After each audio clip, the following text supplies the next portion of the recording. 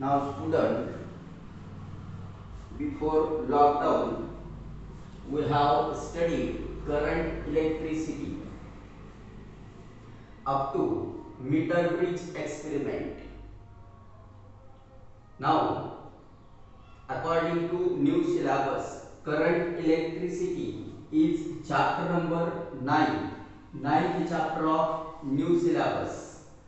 In this chapter, next experiment is Kelvin's method. Before lockdown, we have studied meter bridge experiment. This experiment is used to determine unknown resistance capital X. Unknown resistance.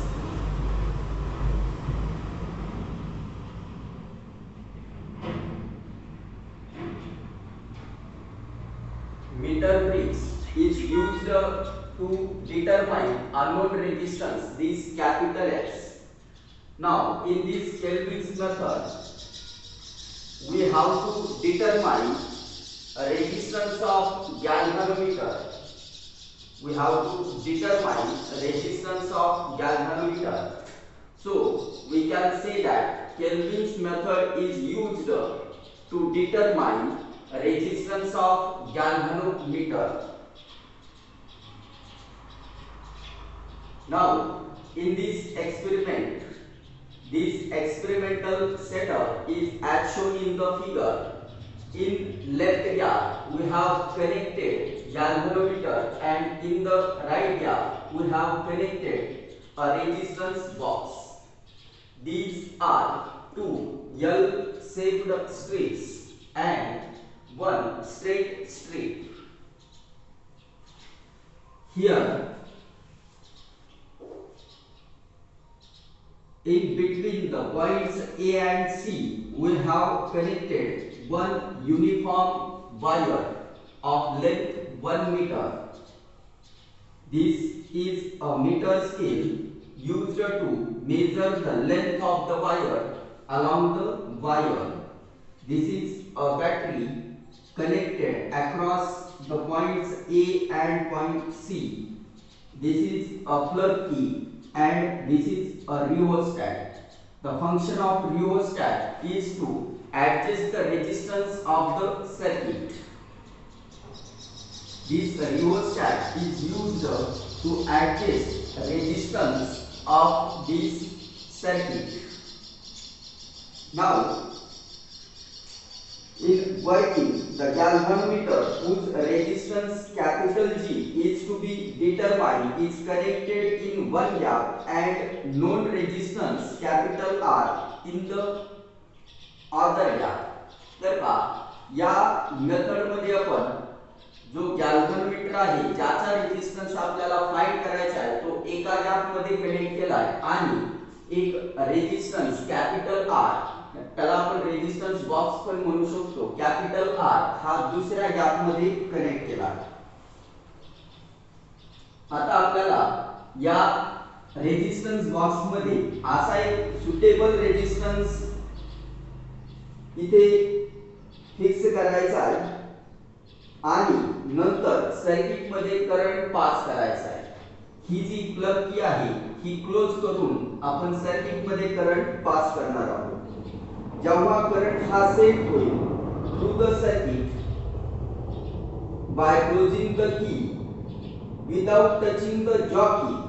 पहा, ही jockey आहे,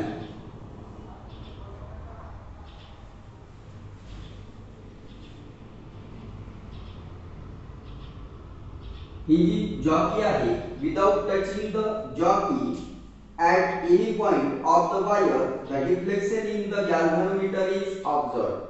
म्हणजे आपल्याला एक suitable resistance या resistance box मध्ये place करायचा आहे आणि त्यानंतर या सर्किट मध्ये करंट सेट करायचा आहे बाय क्लोजिंग द प्लग की. ही जी प्लग की आहे याला क्लोज करून सर्किट मध्ये करंट काय करायचा आहे, सेट करायचा आहे. सर्किट मध्ये करंट सेट केल्यानंतर without contacting the jockey on the wire or without touching the jockey on the wire, we have to observe the deflection of the galvanometer. गॅल्व्हनोमीटरचं डिफ्लेक्शन ला ऑब्झर्व करायचं. पहा रिओस्टॅट, हा जो रिओस्टॅट आहे हा रिओस्टॅट असा ऍडजस्ट करायचा आहे की आपल्याला गॅल्व्हनोमीटरची जी रीडिंग आहे ती 2/3 ऑफ द स्केल 2/3 ऑप्टेन झाली पाहिजे. पहा समजा हा गॅल्व्हनोमीटर आहे आणि याची ही स्केल आहे, तर आपल्याला हे जे पॉइंटर आहे हे मोर दॅन 50% त्याने रीडिंग दाखवली पाहिजे असं आपल्याला रिओस्टॅटला ऍडजस्ट करायचं. पहा आता पुढची जी स्टेप आहे तर जॉकी ही टॅप करायची आहे.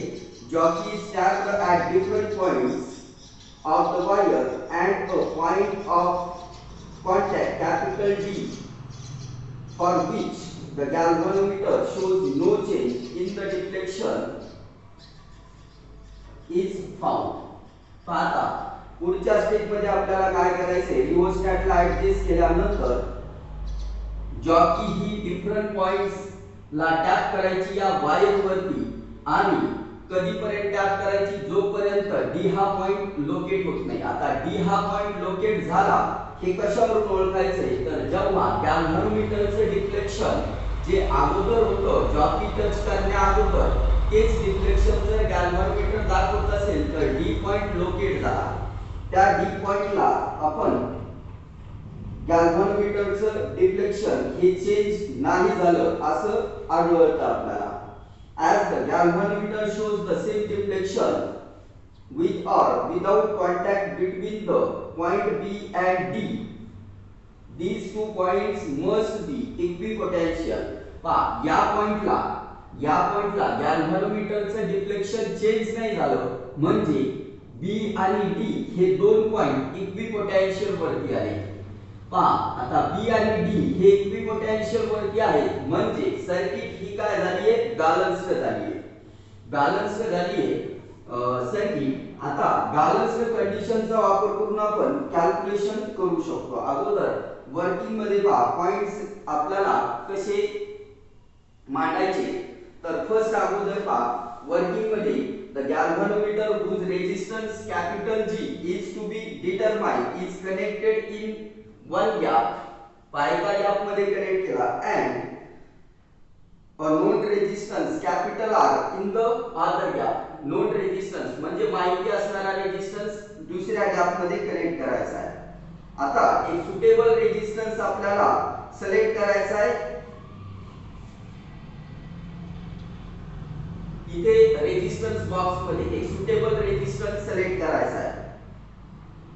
The current send round the circuit by closing the key. या सर्किट मध्ये करंट सेंड करायचा या कीला क्लोज करून without touching the jockey at any point of the wire.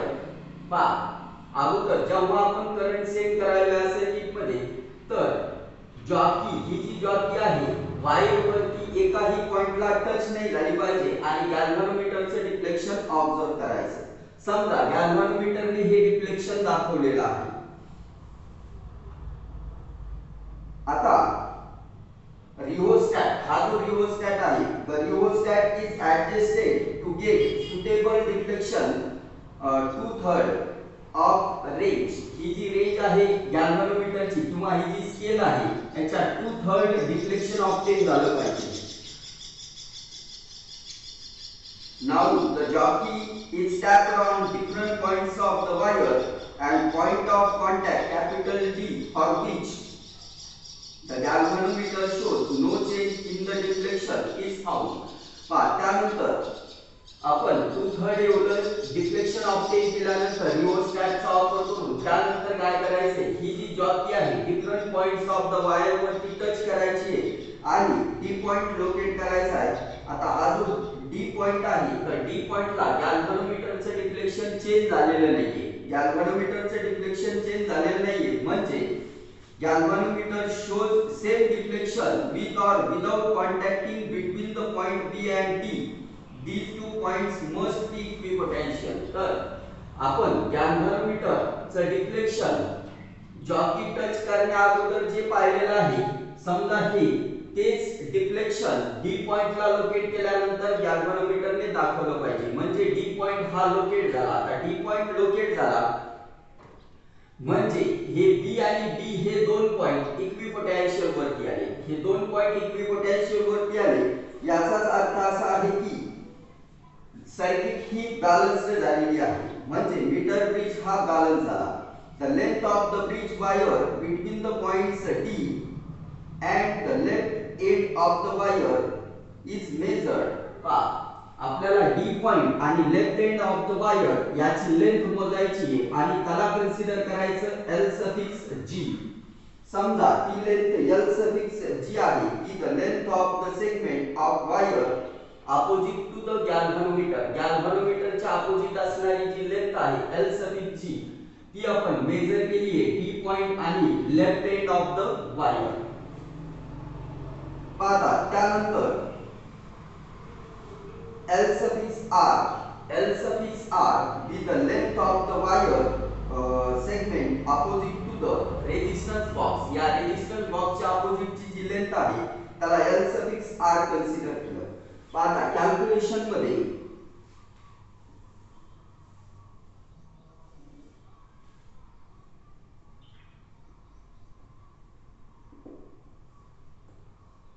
let R suffix AD and R suffix BD,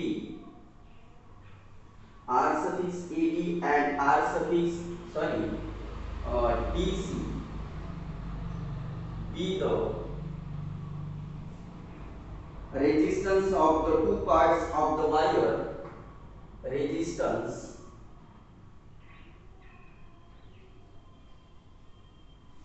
of the two parts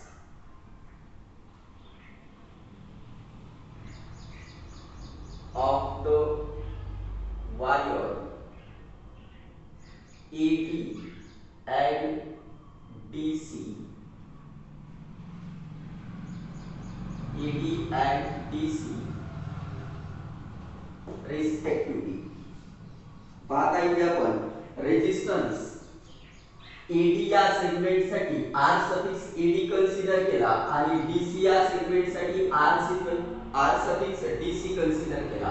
म्हणजे एवढ्या वायरचा जो रेजिस्टन्स आहे या वायरचा रेजिस्टन्स आपण कन्सिडर केलेला आहे आर ए डी आणि हे जे डी पासून सी पर्यंत वायर आहे याचा resistance R D C consider केलेला आहे.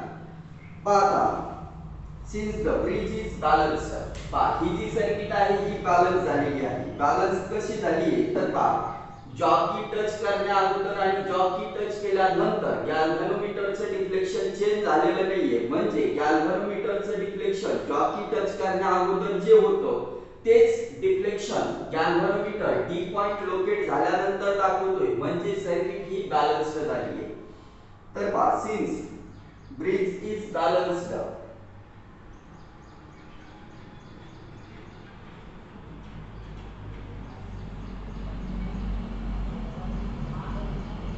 ब्रिज बॅलन्स झाल्यामुळे मग या दोन्हीचा ratio G suffix R is equal to या दोन्हीचा रेशो RAD upon RDC. पाहता आपण 10th मध्ये पाहिलेला आहे resistance is directly proportional to length and resistance is inversely proportional to cross sectional area. तर आपण इथे यावरून R is equal to rho into L upon A लिहितो. तर A म्हणजे cross sectional area of the wire, L means length of the wire. तर हे आपण 10वी ला पाहिलेलं आहे. आता RAD साठी RAD साठी आपल्याला असा फॉर्म्युला लिहिता येईल आणि तो होईल rho into L suffix G divided by E. Therefore G divided by R is equal to rho into L suffix G divided by A, याच्या डिवाइड मध्ये आर च्या करस्पॉन्डिंग आर सफिक्स डीसी हा resistance आणि या R suffix DC याला आपण लिहू शकतो rho into L suffix R divided by A. पा रो कॅन्सल होईल, ए कॅन्सल होईल, म्हणजे आपल्याला भेटल L suffix G divided by L suffix R. therefore g divided by r is equal to L suffix G divided by L suffix R आणि यालाच आपण balanced condition म्हणू शकतो। आता इथे आपण हा कन्सेप्ट 10वी मधला यूज केलाय। Resistance of the wire is directly proportional to its length and resistance of the wire is inversely proportional to its cross sectional area. तर कंबाइनली आपण हे रिलेशन या फॉर्म मध्ये रिप्रेझेंट करू शकतो। तर या स्टेप्स समजल्या असतील। आता पहा आपण इथे यालाच पुन्हा लिहू शकतो g divided by r is equal to l suffix g divided by l suffix r ला लिहिता येईल आपल्याला 100 मायनस l सफिक्स g। पहा इथे हे आलं कशावरून, तर L suffix G plus L suffix R हे 100 आहे। तर L suffix R is equal to होईल 100 centimetre minus L suffix G 22 centimetre, म्हणजे वायर ही आपण 1 मीटर यूज केलं। तर फायनली आपल्याला G म्हणजे गॅल्व्हनोमीटरचा रेजिस्टन्स फाइंड करता येतो by using this formula L suffix G divided bye 100 minus L suffix G multiply by known resistance capital R। तर कॅपिटल R हा रेजिस्टन्स आपण इथे राइट गॅप मध्ये प्लेस केलेला आहे। गॅल्व्हनोमीटरचा रेजिस्टन्स कॅपिटल G हा लेफ्ट गॅप मध्ये आहे। तर लेफ्ट गॅप मधला जो कॅपिटल G म्हणजे गॅल्व्हनोमीटरचा रेजिस्टन्स फाइंड करण्यासाठी आपण हा फॉर्म्युला यूज करू शकतो। तर ही आहे केल्विन्स मेथड। पहा यावरती क्वेश्चन असा येऊ शकतो, describe Kelvin's method to determine resistance of a galvanometer by using a meter bridge. तर ही सर्किट डायग्राम ड्रॉ करून वर्किंग लिहायचे। वर्किंग लिहिल्यानंतर कॅल्क्युलेशन लिहायचे। तर कॅल्क्युलेशन मध्ये आपण हे रेजिस्टन्स कन्सिडर केलेले आहे दोन्ही गॅप मधले वायरचे, लेफ्ट गॅप आणि राइट गॅप मधले वायरचे रेजिस्टन्स, आणि त्यानंतर ब्रिज ही बॅलन्स झालेली आहे, म्हणजे ही जी सर्किट मीटर ब्रिज आहे ही बॅलन्स झालेली आहे। बॅलन्स करण्यासाठी आपण वर्किंग मध्ये पाहिलं की या सर्किट मध्ये करंट सेट करायचा आहे बाय क्लोजिंग द की ला क्लोज केल्यानंतर सर्किट मध्ये करंट सेट होईल। जॉकी कोणत्याच पॉइंटला न टच करता आपल्याला गॅल्व्हनोमीटरचं डिफ्लेक्शन ऑब्जर्व करायचे। गॅल्व्हनोमीटरचं डिफ्लेक्शन असं ऍडजस्ट करायचे की रिओस्टॅटचा वापर करून आपण या सर्किट मध्ये जो करंट फ्लो व्हायला आहे तर त्याचं डिफ्लेक्शन 2/3 ऑफ द स्केल और 2/3 ऑफ रेंज, जी रेंज आहे या गॅल्व्हनोमीटरची त्याच्या 2/3 आपल्याला डिफ्लेक्शन सेट करायचे। त्यानंतर डिफरंट पॉइंट्सला जॉकी टच करून डी हा पॉइंट लोकेट करायचा। डी पॉइंट लोकेट झाला हे कशावरून ओळखायचे, तर जेव्हा गॅल्व्हनोमीटरचे डिफ्लेक्शन हेच जशास तसे सेम राहील, म्हणजे no change in the deflection of the galvanometer, गॅल्व्हनोमीटरच्या डिफ्लेक्शन मध्ये काही चेंज नाही आला, तेव्हा डी पॉइंट हा लोकेट झाला असं ओळखायचं। जेव्हा डी पॉइंट लोकेट होईल तर बी आणि डी पॉइंट या दोन्ही पॉइंटचं पोटेन्शियल हे इक्वल होईल, म्हणजे बी आणि डी हे पॉइंट इक्विपोटेन्शियल वरती येतील। तर आपण पाहिलं होतं V at B is equal to voltage at D, म्हणजे दोन्ही पॉइंट कसे आहेत इक्विपोटेन्शियल वरती। त्यानंतर कॅल्क्युलेशन लिहायचे। कॅल्क्युलेशन मी इथे तुम्हाला स्टेप्स लिहून दिलेले आहेत आणि त्या समजून पण सांगितलेले आहे।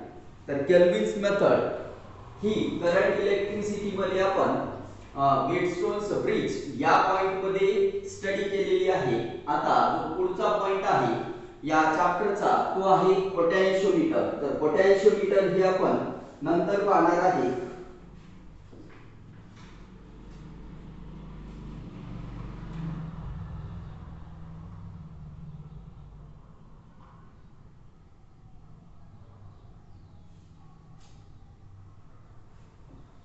तर हा तिसऱ्या पॉइंट मधली एक मेथड आहे केल्विन्स मेथड.